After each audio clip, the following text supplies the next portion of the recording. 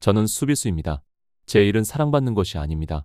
제 일은 막아내고 끊어내고 상대 공격수가 더 이상 자기다운 플레이를 하지 못할 만큼 불편하게 만드는 것입니다. 이 자리에서 충분히 오래 뛰다 보면 아주 냉정한 진실 하나를 깨닫게 됩니다. 때로는 경기 전체가 어느 팀이 더 오래 공을 소유했는지, 어느 팀이 더 아름답게 패스를 돌렸는지로 결정되지 않습니다. 단 한순간 한 수비수가 반박자 늦게 읽었고 세계적 수준의 공격수는 그 작은 오차를 결코 용서하지 않았기 때문에 승부가 갈리는 것입니다. 이번 LAFC전이 바로 그런 경기였습니다. 밖에서 보는 많은 사람들은 0-3이라는 스코어만 보고 크루스 아술이 완전히 무너졌다고, 처음부터 끝까지 밀려났다고 생각할 겁니다. 하지만 경기장 안의 진실은 그것보다 훨씬 복잡합니다. 경기 초반 한동안 우리는 경기를 통제했고 LAFC를 뒤로 물러서게 만들었으며 그들이 원하는 방식으로 빌드업하지 못하도록 강요했습니다. 경기 후 수치도 그것을 보여줬습니다. 크루스 아술은 더 많은 점유율을 가져갔고 더 많은 슈팅을 시도했으며 코너킥도 더 많이 얻었습니다. 그런데도 크게 졌습니다. 수비수에게 가장 오래 남는 패배는 바로 이런 패배입니다. 우리가 못해서 진 것이 아니라 상대가 적인 순간마다 더 잔인했기 때문에 졌다는 사실을 말해주기 때문입니다. 그리고 그런 경기에서 손흥민은 최고 수준의 잔혹함이 무엇인지 깨닫게 만드는 유형의 선수입니다. 한 가지는 분명히 말하고 싶습니다. 사람들이 손흥민의 선제골 장면을 다시 볼 때 대부분은 결과만 봅니다. 쇼이니에르가 오른쪽에서 낮고 빠른 크로스를 넣고 손흥민이 쇄도하고 내가 반박자 늦었고 그래서 단순히 내가 상대 공격수에게 앞을 내줬다고 결론 내립니다. 하지만 최고 수준의 축구는 결코 정지된 사진 한 장처럼 단순하지 않습니다. 수비수의 실수는 공격수의 발이 공에 닿는 순간 시작되는 것이 아닙니다. 몇 초 전부터, 심지어 그 이전 몇 차례의 장면부터 시작됩니다. 공간을 잃는 방식, 몸의 방향, 동료와의 거리, 그리고 내가 숨기려 했지만 상대는 읽어낸 두려움에서부터 이미 시작되는 것입니다. 손흥민은 바로 그 두려움을 읽어내는 선수입니다. 전반 20여 분 동안 우리는 강팀다운 사고방식으로 경기했습니다. 라인을 끌어올리고 높은 위치에서 압박하고 중원에서 거칠게 부딪히며 LAFC가 고개를 들 시간을 주지 않았습니다. 이론적으로 그것은 맞는 선택이었습니다. 손흥민 같은 선수에게 넓은 공간에서 정면을 보고 가속할 시간을 주어서는 안 됩니다. 공급선 자체를 질식시켜야 합니다. 하지만 실제 경기에서는 라인을 올릴수록 최종 수비 라인은 더 완벽해야 합니다. 앞선 압박이 반박자만 느려져도, 상대가 한 번만 압박을 벗겨내도, 공이 적절한 타이밍에 측면으로만 빠져도 뒤쪽 수비 라인은 순식간에 최악의 조건 속에서 결정을 내려야 하는 상황에 놓이게 됩니다. 그것이 바로 손흥민의 함정이었습니다. 어떤 공격수는 힘으로 잠글 수 있습니다. 어떤 공격수는 비슷한 스피드로 따라붙을 수 있습니다. 또 어떤 공격수는 몸을 돌리지 못하게만 하면 됩니다. 하지만 손흥민은 다릅니다.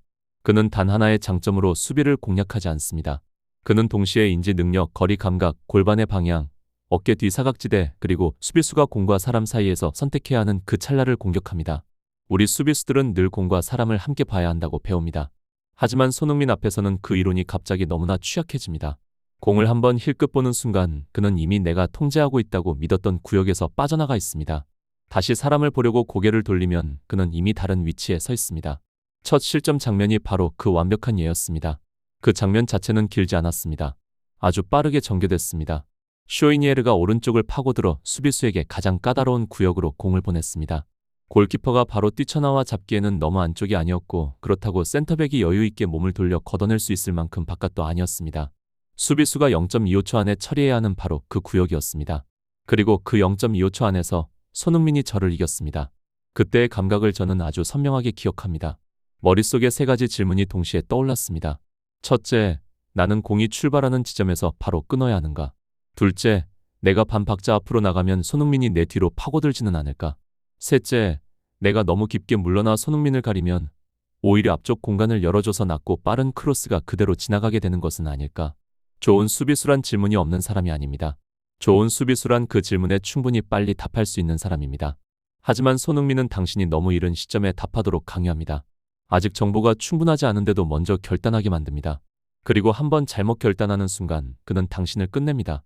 그 장면에서 저는 손흥민에게 단지 스피드로만 패한 것이 아닙니다. 저는 그의 움직임의 리듬에 패했습니다.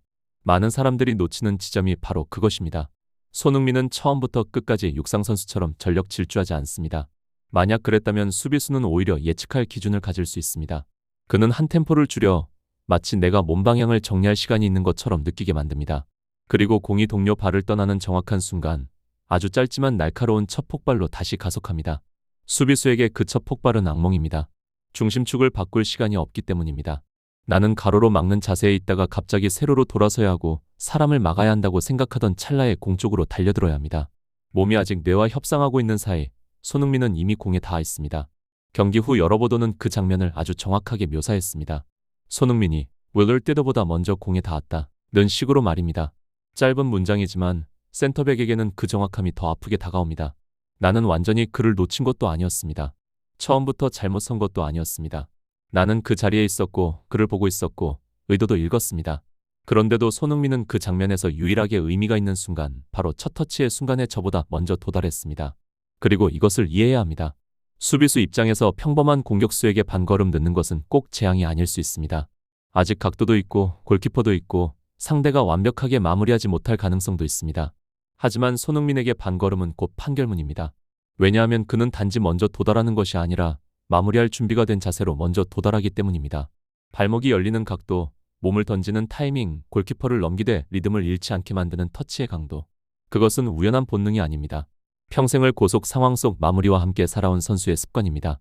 그 실점 이후 달라진 것은 단지 스코어만이 아니었습니다. 수비 라인이 느끼는 안정감 자체가 바뀌었습니다. 수비를 해본 적 없는 사람들은 이 감각을 잘 이해하지 못합니다. 실점하기 전까지는 팀 구조가 몇 차례의 전환 상황쯤은 충분히 견딜 수 있다고 믿습니다. 위험하긴 하지만 아직은 통제하고 있어. 그렇게 생각합니다. 그런데 손흥민 같은 선수에게 가장 두려워하던 공간을 정확히 찔려 실점하고 나면 그 믿음이 깨집니다. 그 순간부터 LAFC가 공을 되찾을 때마다 우리 수비 라인은 더 이상 한 명의 공격수만 보지 않게 됩니다. 우리는 언제든 손흥민이 다시 등 뒤로 파고들 수 있다는 가능성 자체를 보게 됩니다.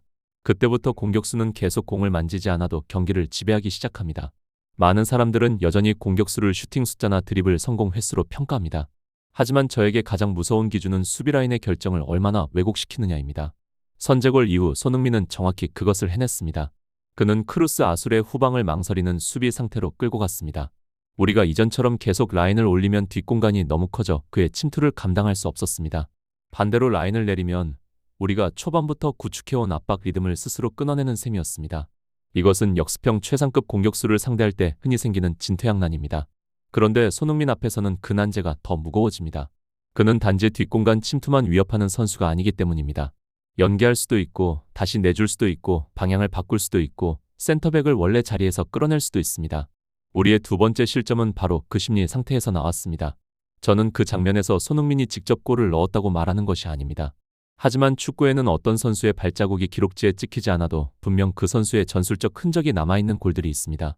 손흥민이 선제골을 넣은 뒤 우리는 새로운 심리로 경기를 처리해야 했습니다. 따라가야 하지만 동시에 역습을 두려워해야 했습니다. 수비 라인이 한편으로는 손흥민의 뒷공간 침투를 막고 다른 한편으로는 부안가 쪽 공간을 의식하고 거기에 더해 데이비드 마르티네스 같은 제3의 침투까지 신경 써야 한다면 수비 간격이 아주 조금만 어긋나도 바로 처벌받게 됩니다. 마르티네스의 득점은 분명 그의 것이었지만 현장에 있던 수비수의 감각으로 말하자면 그 두 골 역시 손흥민이 우리 수비 전체 질서에 남긴 흔적과 결코 분리될 수 없었습니다. 위대한 공격수들은 아주 특별한 형태의 전술적 공포를 만듭니다. 그들은 당신이 일어날 수도 있는 일에 대비해 수비하도록 만들고 바로 그 대비 때문에 동료들이 혜택을 봅니다. 손흥민은 그 점에서 대가입니다. 세 번째 골 장면에서 마르티네스가 직접 몰고 가며 마무리했을 때 많은 사람들은 그것을 그의 원더골이라고 말할 것입니다. 그것은 맞습니다. 하지만 사람들이 놓치는 것은 이미 그 이전부터 손흥민이 크루스 아술 수비수들의 머릿속 공간을 너무 많이 차지하고 있었다는 사실입니다. 그래서 공을 가진 선수의 모든 움직임을 우리는 혹시 손흥민에게 연결되지는 않을까라는 렌즈를 통해 읽게 되었습니다. 우리는 전진 타이밍이 반박자 느려졌고 패스 가능성을 필요 이상으로 경계했습니다. 그리고 바로 그 경계가 다른 선수에게 더 큰 공간을 열어주었습니다. 이것이 진짜 공격형 슈퍼스타의 가장 큰 징표입니다. 그가 단지 그 자리에 존재하는 것만으로도 팀 전체가 더 편한 조건에서 축구를 하게 만든다는 것 말입니다. 손흥민의 득점 장면에서 저 자신을 정직하게 분석해야 한다면 저는 피하지 않겠습니다. 팀 구조 탓을 할 수도 있습니다. 최전방 압박선과 최종 수비라인 사이의 간격이 너무 벌어졌다고 말할 수도 있습니다. 측면으로 공이 나간 것은 앞선 라인이 그 출구를 막지 못했기 때문이라고 말할 수도 있습니다. 그것들은 모두 어느 정도는 사실입니다. 축구는 항상 집단의 이야기이기도 하니까요. 하지만 이 수준에서는 센터백이 집단 뒤에 숨을 수 없습니다. 결국 그 장면은 결정적 구역 안에서의 1대1이었고 저는 그 싸움에서 졌습니다. 다시 만난다면 물론 저는 그것을 고치고 싶을 것입니다. 반걸음 더 가깝게 서고 싶고 몸 방향을 반박자 더 빨리 열고 싶고 결정을 더 단호하게 내리고 싶을 것입니다. 하지만 축구는 과거를 수정할 기회를 주지 않습니다. 다만 과거를 새로운 기억으로 안고 다음 경기에 나가게 할 뿐입니다.